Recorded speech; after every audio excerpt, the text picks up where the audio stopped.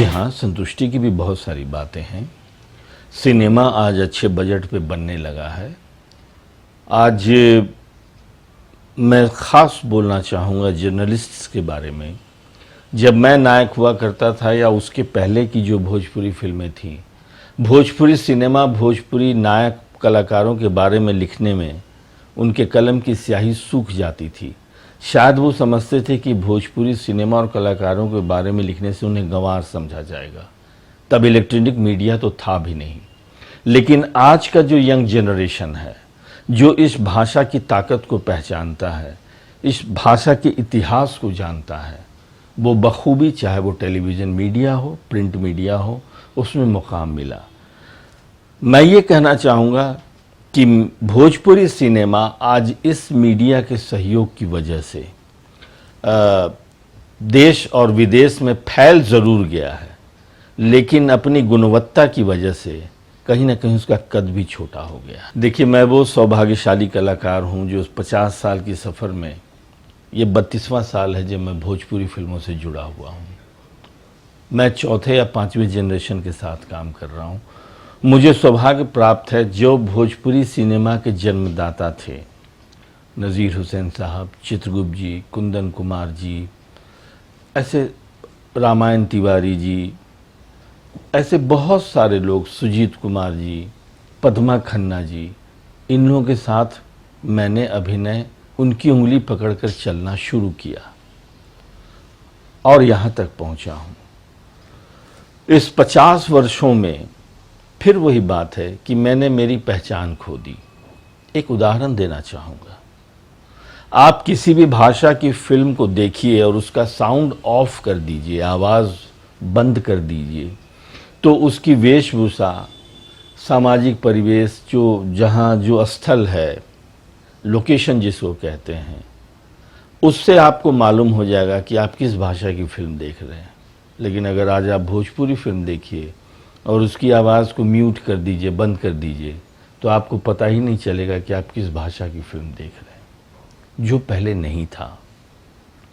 सच पूछिए तो हिंदुस्तान की आत्मा अगर गांव में बसती है तो गांव, उत्तर प्रदेश और बिहार का जो गांव है, वो हिंदुस्तान को प्रस्तुत करता है।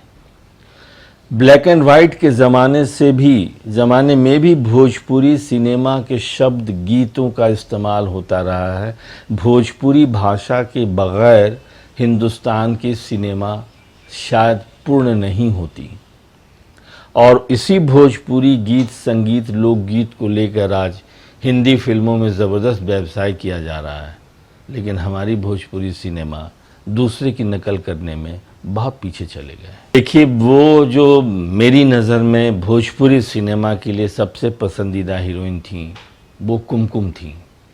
लेकिन उनके साथ काम करने का मुझे मौका नहीं मिला। लेकिन जब भी पुरानी फिल्मों में उनको देखता हूँ तो मुझे लगता है कि ये भोजपुरिया समाज की लड़की है।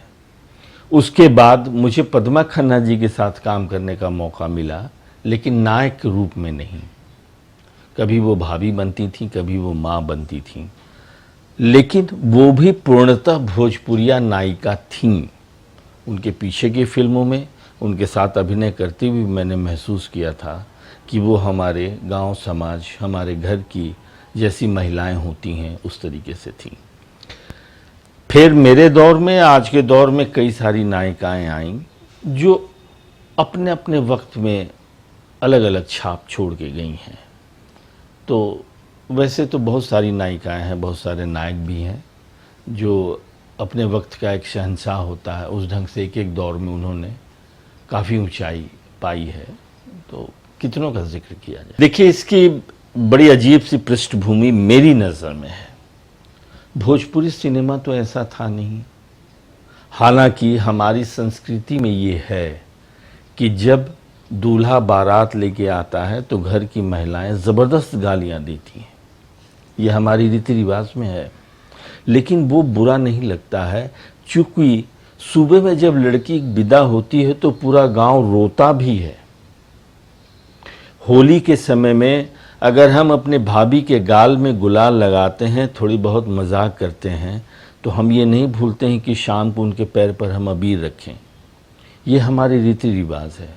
लेकिन एक ऐसा दौर पिछले 90 के बाद उत्तर प्रदेश और बिहार में आया जहां राजनीतिक अस्थिरता की वजह से माहौल प्रदेशों का बहुत खराब हो गया। महिलाएं घर से निकलना बंद कर दी। पुरुष जो काम करने जाते थे वो 6 बजते बजते शाम को घर लौटाना चाहते थे। तो एक विशेष प्रकार का तबका सड़कों पे रह गया, वही भोजपुरी सिनेमा का दर्शक हो गया जो अश्लीलता पसंद करता है। उसके बाद फिर एक प्रचलन शुरू हुआ जहां ये म्यूजिक प्राइवेट एल्बम गीतों का चलन शुरू हुआ, जिसके ऊपर सरकार का कोई सेंसर नहीं है।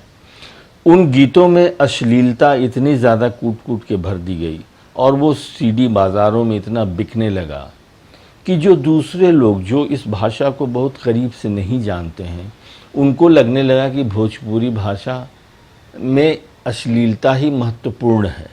नतीजा है कि उसका असर फिल्मों में भी हुआ, उसका असर गीतों में भी हुआ और जिसके चलते आज हमारे भोजपुरी सिनेमा को घर की माँ बहनें नहीं देखती हैं।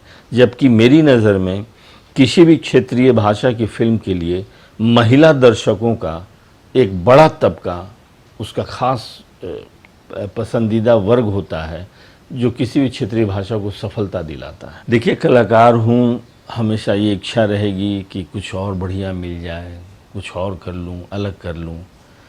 लेकिन जब मैं नायक था तो निश्चित रूप से मैंने एक फिल्म की थी राम जैसन भैया हमार। उसमें मैंने एक अपाहिज का रोल किया था मेरी नज़र में। हालांकि दर्शकों ने बाद में मुझे चिट्ठियां लिख के बहुत कुछ कहा कि भैया आप नाच गाना मारपीट कीजिए, ज़्यादा अच्छे लगते हैं, ऐसा रोल मत कीजिए। तो वो दर्शकों की पसंद थी, लेकिन एक कलाकार की हैसियत से मुझे लगा कि उस फिल्म में मैंने बहुत बढ़िया अभिनय किया। फिर जब मैं चरित्र अभिनेता के रूप में 93 से काम करना शुरू किया, 14-15 वर्षों तक मैं नायक के रूप में रहा, अब चरित्र अभिनेता हूँ। तो कन्यादान, दुल्हा मिलल दिलदार और एक फिल्म माटी में जिसमें मैं खलनायक भी बना था, फिर मैं अलग अलग भूमिका में, तो फिर ये तीनों भूमिकाएं और एक बहुत इमोशनल रोल किया था मैंने, उठाई ले घूंघटा चांद देख ल में एक गरीब बाप की भूमिका मैंने की थी जो अपनी बेटी की शादी दहेज की वजह से नहीं कर पाता है। तो ये कुछ ऐसे चरित्र हैं जहाँ लगता है कि मैंने अच्छा काम किया। देखिए, जो मेरी पहली फिल्म थी कल हमारा है, उसके निर्देशक थे मृणाल सेन जी के चीफ असिस्टेंट गिरीश रंजन जी, जो बिहार की पृष्ठभूमि में बिहार के कलाकार और टेक्नीशियनों को लेकर फिल्म बना रहे थे। आरती भट्टाचार्य, मैं तो बिल्कुल नया था, मेरी ज़िंदगी की वो पहली फिल्म थी, लेकिन आरती भट्टाचार्य ने तब तक बांग्ला फिल्मों में अपने मुकाम बना लिया था। उन्होंने सत्यजीत रे, मृणाल सेन, तपन सिन्हा सबके साथ अभिनय किया था और नायिका के रूप में वो स्थापित हो गई।